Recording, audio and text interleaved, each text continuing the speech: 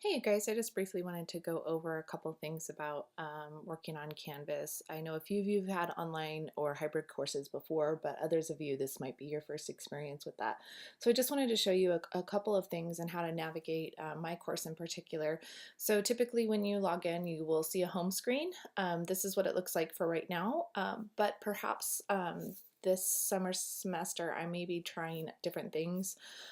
So it might be next week during week 2 when you log in, you might see a different home screen there with sort of your week 2 to-do list. So if you do, don't worry about that or panic.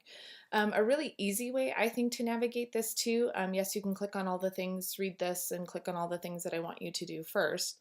Um, but essentially too, if you're trying to get quickly to a particular week, all the weeks get laid out under modules, and that just kind of gives you a bird's eye view of how the course actually looks.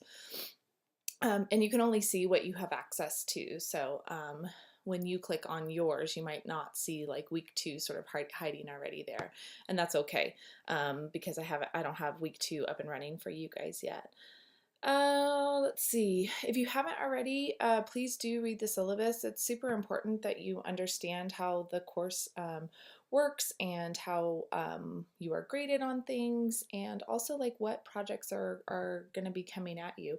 This is a summer session, so the course is going to move really, really quickly. That said, I often get students who ask things like, wait, why do we have to read? This is a creative writing course. And if you've taken me before, you know my philosophy on this. I am a very serious writer, and so to me, there is nothing like studying the art. And so we have to read in order to better understand how to do it ourselves. So we will be reading a lot of short stories in this course, and we will be writing a lot. And because there's only 8 weeks, you cannot fall behind. That said, please, please, please get the book ASAP. You can get the book at any of the Chafee bookstores. You can also pick up a copy of my personal copy at the library. I think they allow you to check it out for an hour. So if you need to do that, um, at least check it out for an hour and get the reading done. You cannot um, order it online and then wait 2 or 3 weeks to get it to you. I have students do this every semester, it seems like, but in particular, like with summer semester, it's even more imperative that like you get your hands on the book. You guys already have assignments due this week. You already have to read 2 chapters and 2 different short stories, so you have no time to waste. So if I have scared you into going to get your hands on this book, good, go get it. A couple other things I want to mention. Best way to get a hold of me is by email. So I prefer to be called Vicky. You may call me, Professor Talacro if you're more comfortable with that, but Vicky certainly is fine. Please email me though, and notice that my email is my full name, which is victoria.talacro@chafee.edu. Again, that's the best way to get a hold of me. That does not mean that, if it's a Sunday afternoon, or 1 o'clock in the morning, that I am checking my email, or that every time you send an email, I instantly get it. I don't have it connected to my phone on purpose. I do typically respond back to students within about 24 hours, especially, during the peak seasons, right? Obviously, if like we were all on summer vacation, I might not be getting back to you for some reason, but since we're in school, I will be getting back to everyone. If for some reason I don't get back to you, it could be that your email got spammed, especially if you're not emailing me from your Panther email. So make sure, please, that if it's been more than 24 hours, you reach out to me again. Couple of things to note here. There are some deadlines in the course that you cannot make up for any reason. Like even the absolute, emergency cannot be made up. Again, it is an 8-week course, so I have to turn grades around really quickly in this course in July in order for students to be able to complete other courses in the fall. So please understand, especially in week 8, that you will not be able to turn anything in late. Everyone in the class does get one late assignment, with the exception of those big projects due in week 8. Please do read the late paper policy on that. I'm very clear in the syllabus as how to use that and how to, reach out to me and let me know. So again, that's part of why the syllabus is here. So you always have that. A note about having a computer. I have a lot of students try to access this course on a phone, which seems to work okay, but when you reply on a discussion board, it kind of lays out the discussion board a little funky. Also too, I've had a lot of students say that, when they're trying to complete the course on their phone and they're trying to, type out their answers, it just takes too long, and sometimes it gets timed out or they get kicked off of Canvas or what have you. So that said, I'm not trying to discourage you from using a phone. I'm just trying to say that you do need to probably have computer access to this course, or at least access to Microsoft Word, or some sort of word processing program, so you can type your discussion boards perhaps in that word processing program and then copy and paste them into Canvas later. That way, in case it does time out, you have your discussion board saved. There is a help desk too we have a Chafee help desk, and that's the number here. But also too, if you'll notice, see this little question mark right here? So let's say you were having trouble with Canvas for some reason, and it seems like it's not a course related thing, but like a technical problem. You can reach out to an after hours specialist at Canvas. So anytime Monday through Friday from 5 p.m. to 8 p.m. and then during the weekends, you can call this 800 number, and they have been really great. They help me too. So please don't be afraid to use those resources. Also here too is our Chafee College help desk. So during the week, you can call them and get an answer. Again, that's typically for technical related questions. That's not course related questions. So for some reason you do have a course related question, obviously that would come to me. Plagiarism. As much as I don't like talking about plagiarism, because I feel like students should be aware of what it is and what it isn't, I do need to take a moment to address this. It seems that in creative writing courses, students have, at least in every creative writing course I have taught, have plagiarized at some point. And not only do I not understand this, because the whole idea of taking a creative writing course is that you're writing your own work, but I have had students plagiarize other people's work before. So what I mean by that is, trying to think of how to say this. I had a student one time take a story from an anime movie and like sort of write a story and like change character name. It's like super obvious if the story doesn't belong to you, especially with the volume of what you'll be writing and posting in the course. So if it doesn't seem like something that you have written, it sends a flag up in my brain. But also too, most of these assignments already have plagiarism software attached to them, like turnitin.com. So just FYI, that's there. So before you ever feel like you have to take someone else's work, please make sure you reach out to me and that you let me know. I've tried to build this class in a way that you have smaller assignments that lead to larger assignments that lead to the big projects. And so that scaffolding is to help support you so that you don't feel like I'm throwing a big project on you, like, hey, write a 10 to 20 page, story. I do also need to mention about plagiarism too. I do not want recycled work in this class. So that is a form of plagiarism. So if you have written stuff before, let's say you have written, short stories before and you have posted them online and you run a blog and I don't want that work for this class. That is work that you've already decided to put out into the world. And as far as I'm concerned, that is not work based on the rigor and the stuff that we have talked about in class. So please, that's fine and great, but don't recycle your work. All the work that you need to submit for this class has to be new, created during this semester. So if you do have questions on that, make sure you do contact me and let me know what those questions are. Content disclaimer, just real quick. I do have you read lots of text that are mature.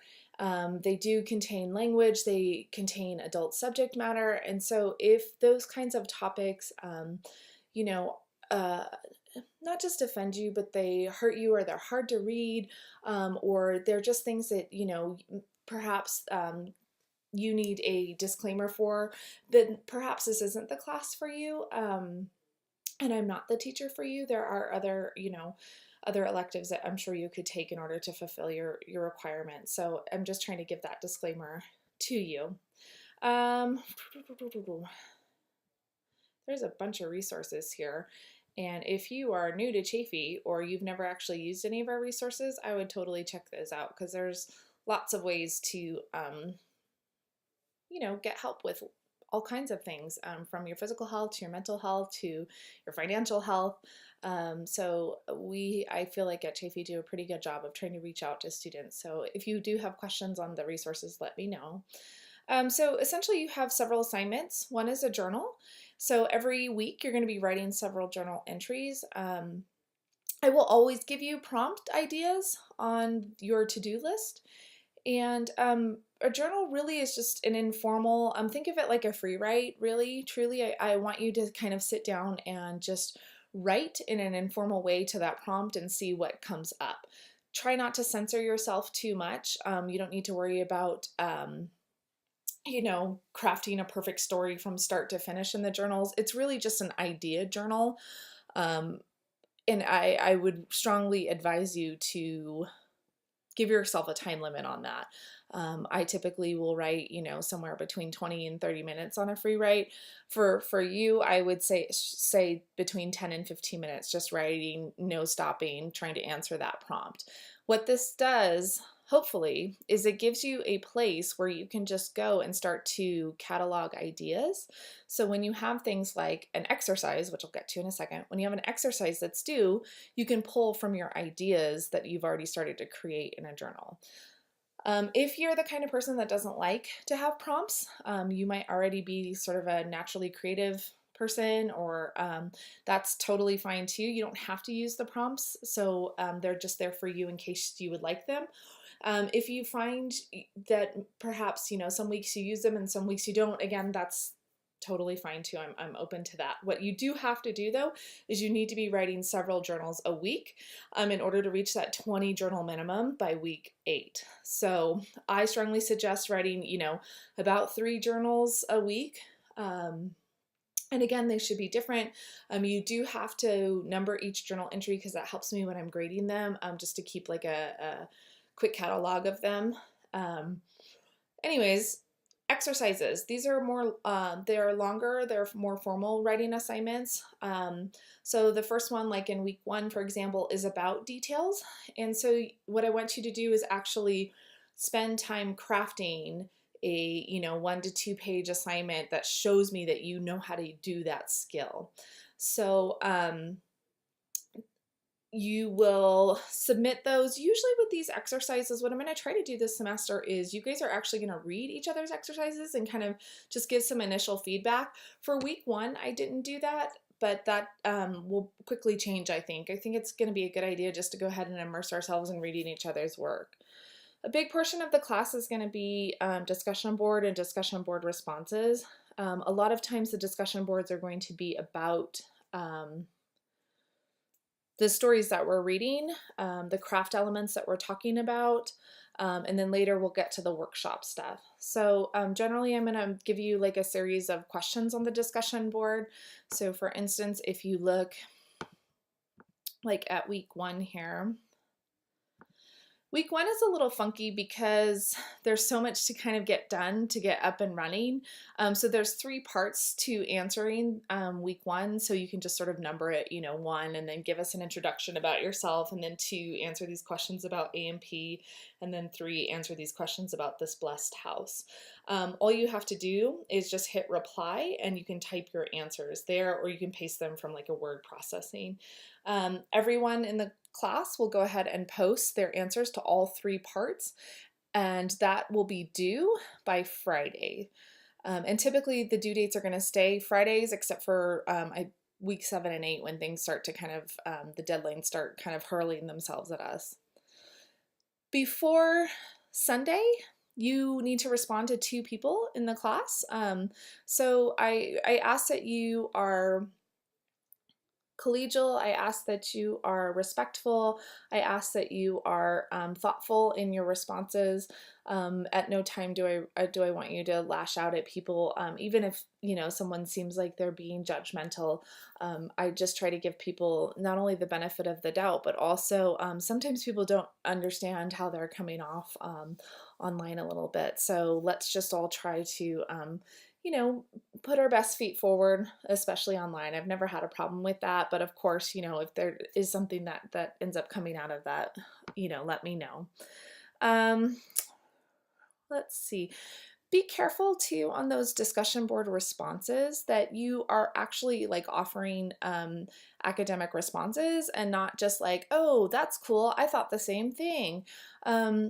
I'm not going to give you credit for just like I agree or I disagree kind of responses. I really want some academic discussions to happen. That's kind of the whole point of the discussion board. And again, that's 30% of your grade. So that's a huge component there. So make sure you're following all those directions on the discussion board post. Your workshop submission, so you are going to write a complete short story from start to finish in this class. That's like the major goal here. And what I'm going to have you guys do, again, because it's an 8-week session, it's super short, you're going to have 2 workshop submissions. So you're going to have sort of like a beginning of your story that you're going to post, and then like a beginning, middle, and then you'll have like a beginning, middle, end, which will be your rewrite. So workshop, what essentially that means is like you're going to post your story up for people to read, and they're going to read it and they're going to respond and they're going to have a good discussion about your story. It can be kind of terrifying, especially if you're kind of an introverted writer or this is your first experience with that, but it's also it can be exhilarating too. More than anything, what I really want for discussion board to be for you is helpful. I want you to find value in what your readers are saying about your characters or your plot or where they're confused, because ultimately what I want you to create is a short story that is working and is alive and viable and something that you can be proud of and something maybe that you can send out into the world to get published somewhere. So that is the major goal here in this class. Again, it's going to be really important that you respond in a professional way. So we'll talk more about that as we kind of go back and forth on responding to each other. Lastly, here we have submissions. So what I want you to do towards the end of the course is actually send your short story out into the world. So you can submit to a literary magazine. I'm gonna like recommend a few along the way. Certainly our college has our the Chafee Review, and I would love for you all to submit there. You don't have to, though. If you feel very strongly that maybe your work should be included in the Paris Review, you can certainly send it to them. So again, that's just a portion of your grade. Here's the breakdown. I do want to mention that though the course is out of 1,000 points, that may change. Sometimes with workshop and workshop responses, it all depends on how many students are still enrolled in the course, and that is going to determine like how many stories you're going to have to read and respond to. So that may be somewhat flexible, again, just depending on how many students drop and how many students, end up actually submitting workshop submissions. So make sure you turn in all the major assignments, especially in such a short summer course. I don't give extra credit, so don't anticipate that. Do save all of your work throughout the term, especially all the drafts of your stories. I think that's super important as you're growing and learning as a writer. If you do have questions about your grade, make sure you email me from your Panther email. Again, a lot of private emails just go straight to my junk box, and I never see them. Also to your Panther email, if it's about your grade, I need to know that I'm speaking to you. So make sure that it comes from your Panther email. Make sure you tell me who you are too. So sometimes, it's not very clear who's who you are always. And I have lots of students and lots of people always reaching out to me. So yeah. Let's see. This syllabus is not set in stone. Again, simply just because, you know, one, it's a summer course. I have to kind of see how people are doing and navigating it, how many people drop, how many people add, all those kinds of things. The class may end up changing according to our needs. That said, make sure you check in regularly. I would check in on Mondays. I'll always try to get everything up and running by Sunday night, so you can check on Monday. I know a lot of you work and you have other obligations, and so what I try to do in my online courses is be very, very clear and very consistent, so you can plan your whole week around what you have to accomplish for this class and fit it in between all the other aspects of your busy lives. So if for some reason you log into Canvas and you don't see what we're supposed to do, or sometimes, you know, I'm a human being, I forget to click buttons.